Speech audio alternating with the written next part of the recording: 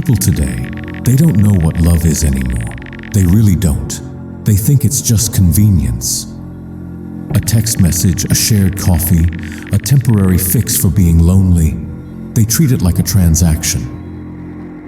But real love is a rescue mission. Before I met Ria, I was drowning. I had been through so much trauma. I was terrified to even open my mouth, terrified of people. I locked myself away in the dark, and I was ready to stay there. But then she walked in. She didn't just talk to me. She actually listened. She became my only friend in a world that felt completely empty. She pulled me out of my own head, and she changed me. I wasn't even the same person anymore. That pull, that feeling of finally being safe, of someone holding your hand in the dark and saying, "I've got you," that is what is called love. But when you finally feel safe, that's when they cut your throat.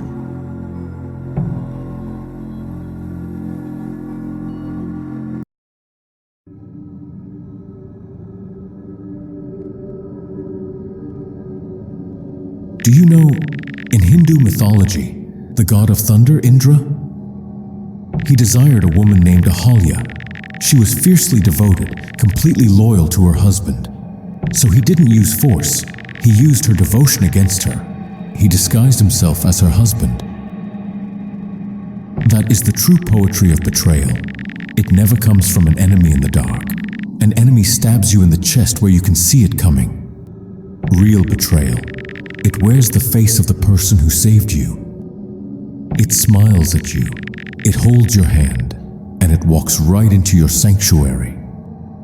When they found out, Ahalya was cursed, turned to stone for a sin she was tricked into. But what about the husband? What happens to the man who walks into his own temple, only to find a thief at the altar? When the magic fades, you don't turn to stone, you just break.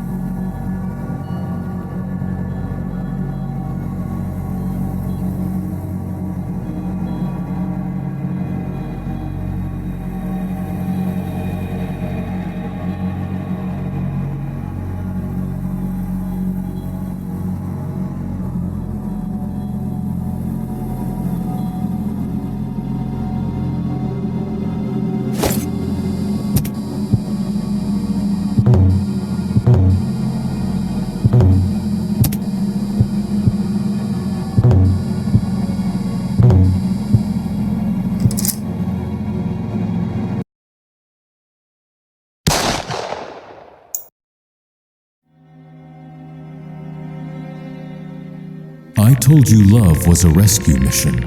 I told you I was terrified of the dark, and that she pulled me out. But she didn't pull me out to save me. She just dragged me into the light so he wouldn't miss. I should have stayed in the dark.